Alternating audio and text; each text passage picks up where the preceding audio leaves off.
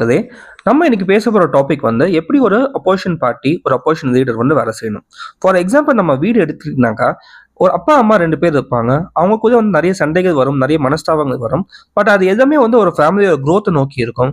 பசங்களோட எஜுகேஷன் நோக்கி இருக்கும். ஒரு ஃபினான்ஸ் பிளான் நோக்கி இருக்கும். ஒரு ரிட்டயர்மென்ட் பிளான் நோக்கி இருக்கும். எப்படி ஒரு வீடு கட்டுறது, ஒரு வீடு வாங்குறது, எப்படி ஒரு வீட மெயின்டெயின் பண்றது நோக்கி இருக்கும்.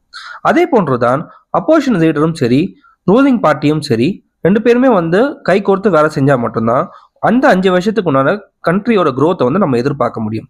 பட் பீயிங் அப்போசிஷன் பார்ட்டிக்கான ஒரே ரீசனுக்காக வந்து நீங்க நல்லது கெட்டதுன்னு சொல்லிட்டு எதுவுமே பார்க்காம வெறும் அப்போஸ் பண்ற ஒரு நோக்கத்துக்காக மக்களை எப்படி வந்து மேனிபுலேட் பண்ணலாம், நியூஸ் எப்படி மேனிபுலேட் பண்ணலாம், எப்படி வந்து ஒரு தேவையில்லாத வந்து ஒரு செஷனோட டைமை வந்து வேஸ்ட் பண்ணலாம், எப்படி ஒரு டீக்ரோத்தை நோக்கி நம்ம நகரலாம், அந்த 5 வருஷத்தோட ஆட்சி எப்படி கதைக்கலாம், மறுபடியும் நீங்க எப்படி ஒரு ஆட்சியோட சீட்டுல போய் வந்து உட்காரலாம், இதை நோக்கி மட்டும் தான் உங்க வேலைகள் இருக்கு.